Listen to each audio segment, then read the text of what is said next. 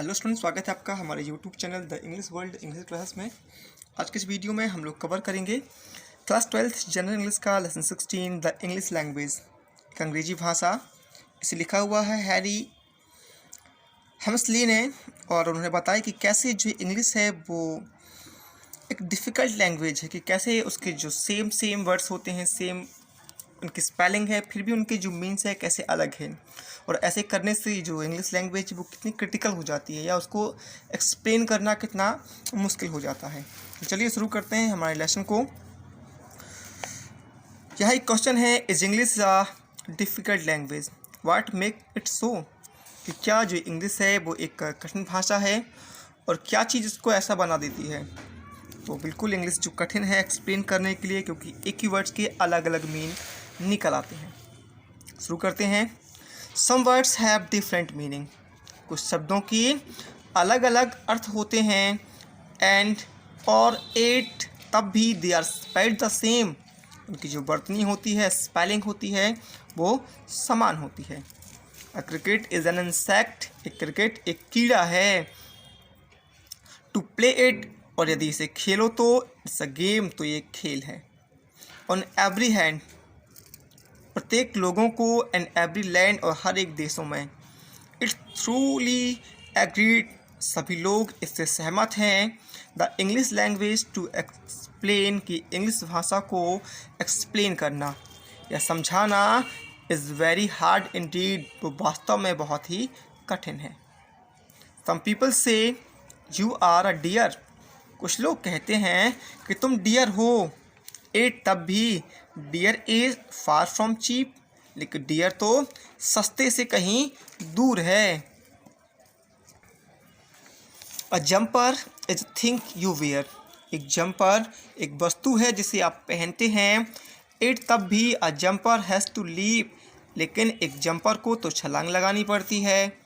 Jumper मतलब कूदने वाला, और यहाँ जम्पर का मतलब एक वस्तु। It's very clear, it's very clear, ये बड़ा ही स्पष्ट है और बड़ा ही विचित्र है। And pray who is to blame, और इसका दोष किसे दें।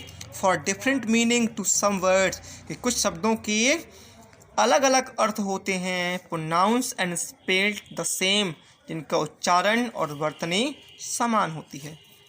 तो इन शब्दों के जो अलग अलग अर्थ निकलते हैं, तो इनके लिए किसको दोषी ठहराएं। नेक्स्ट है स्टेंजा आपका, a little journey is a trip, एक छोटी यात्रा को ट्रिप कहते हैं। A trip is when you fall, और एक ट्रिप तो वो भी है जब आप गिर जाते हैं, यानी कि आपके गिरने को भी ट्रिप ही कहते हैं।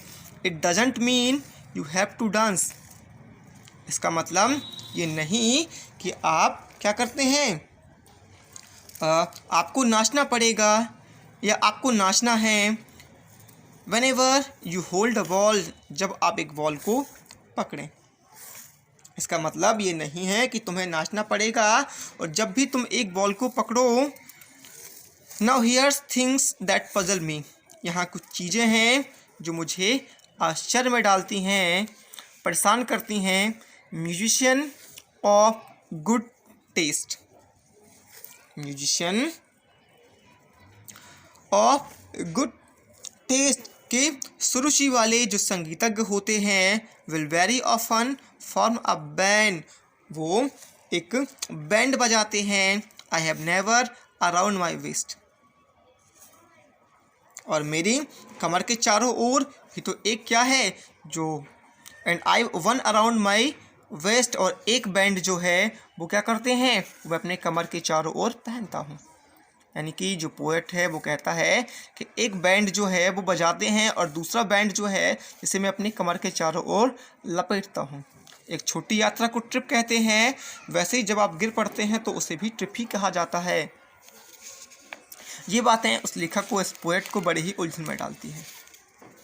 You spin a top, you spin a top, go for a spin, यदि आप किसी टॉप को, किसी लट्टू को स्पिन करते हो तो इसके लिए क्या होते हो, स्पिन हो जाते हो। और स्पिन अ यार्न में भी, और शायद जो यार्न है, सूत है, उसको भी स्पिन करते हो। It every spin different spin, और हर एक जो स्पिन है वो अलग अलग स्पिन है। यानी कि पहले किसी लट्टू को स्पिन करना, घुमा देना, और दूसरा इसके लिए आप भी स्पिन हल्के से लूज होते हो। और जब आप किसी चीज़ को लपेटते हो सूत को, तो उसे भी स्पिन कहते हैं, और हर एक जो स्पिन है वो अलग अलग स्पिन है, जो घुमाव है वो अलग अलग है। एज यू कैन प्लेनली सी, और जिसे आप स्पष्ट रूप से देख सकते हैं। Now here's most peculiar thing, कि यहाँ जो एक सबसे पेक्युलर थिंग है, विचित्र चीज़ है,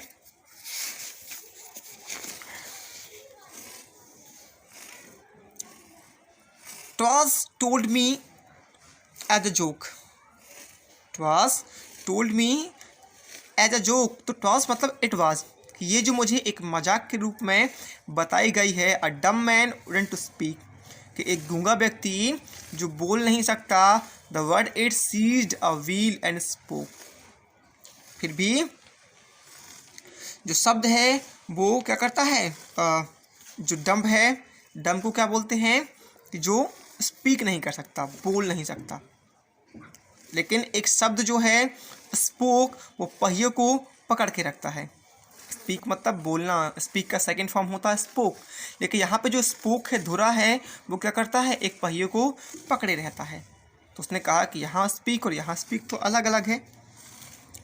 नेक्स्ट है आपका डोर में ऑफन बी अजार, कि एक जो दरवाज़ा है वो अजार हो सकता है, but give the door a slam, लेकिन दरवाजे को अगर ज़ोर से बंद करो, स्लैम धक्का दो, है ना, एंड देन यू नफ्स रिसीव अ जार, तो तभी आपकी नसों को जो मिलता है उसे भी क्या बोलते हैं, एक जार बोलते हैं, अजार और आजार।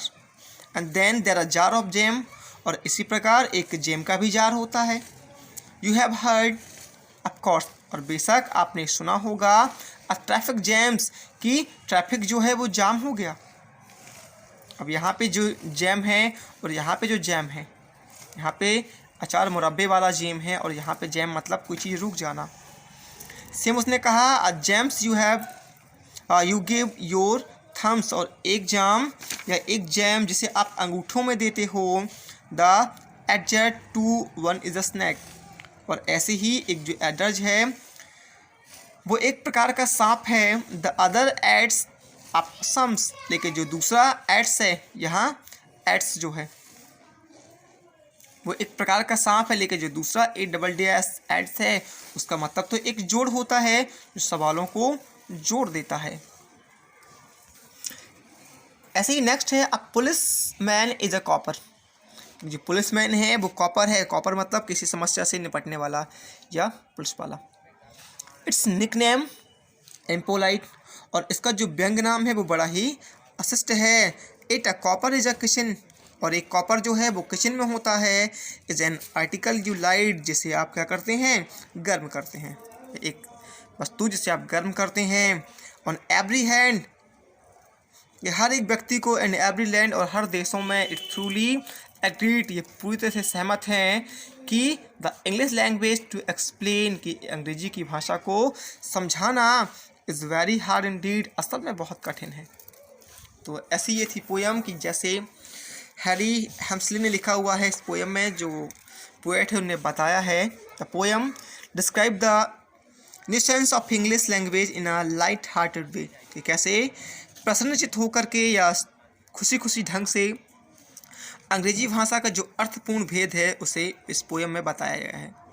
स्पेशली अबाउट द वर्ड, खासकर उन शब्दों को which have different meanings but the same spelling, जिनकी अलग अलग मीनिंग होती है लेकिन सेम स्पेलिंग होती है। तो ये थी हमारी पोयम। ये आपको कैसी लगी हमें कमेंट बॉक्स में ज़रूर बताएं, और पसंद आई हो तो प्लीज़ लाइक और शेयर ज़रूर करें।